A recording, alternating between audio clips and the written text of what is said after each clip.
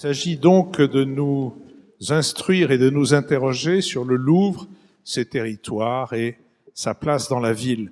Le Louvre, c'est R+2 plus comble.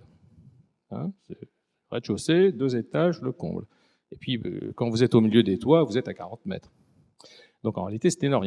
Il y a une échelle absolument énorme. Et chaque étage est 2 fois plus haut qu'un étage, par exemple, de la place Vendôme. Et notre projet, c'est de faire les gens du Louvre comme on a fait les gens de la Seine, avec la conviction qu'en remettant en scène, donc par le biais de modules sonores qu'on peut écouter avec son ordinateur ou son téléphone, on arrivera effectivement à casser cette image, peut-être qui a très bien décrit Anne Krebs, donc je ne m'y appesantis pas, mais finalement à aider les visiteurs, les Parisiens ou les touristes, mais les touristes, c'est vrai, Philippe Meyer l'a dit, ils viennent pour voir le Louvre notamment, donc finalement à les inciter à entrer dans le monument Palais en lui redonnant toute sa chair. Mais peut-être qu'il faudrait interroger et renverser la proposition. Un musée comme patrimoine, c'est aussi, ça suggère peut-être que l'idée patrimoniale, qui évolue beaucoup aujourd'hui, est une idée peut-être très positive, pas seulement passéiste, mais peut-être plus positive qu'une ville durable. Et c'est une ville aussi où on conserve ce qui existe,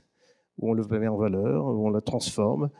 Peut-être qu'il y a une idée de la métaphore, une métaphore de la ville durable qui pourrait être reprise de cette idée du musée comme patrimoine. Le fait qu'on parle beaucoup du musée, un lieu, musée monde, le Louvre monde, lieu territoire, mais c'est vrai que c'est vraiment un milieu dont on a vu toutes les évolutions, toutes les transformations finalement tout au long de la journée.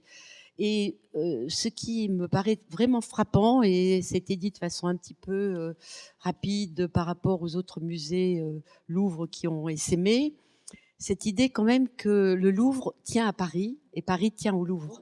C'est en longueur et en surface, à très peu de choses près, la superficie de l'île de la Cité.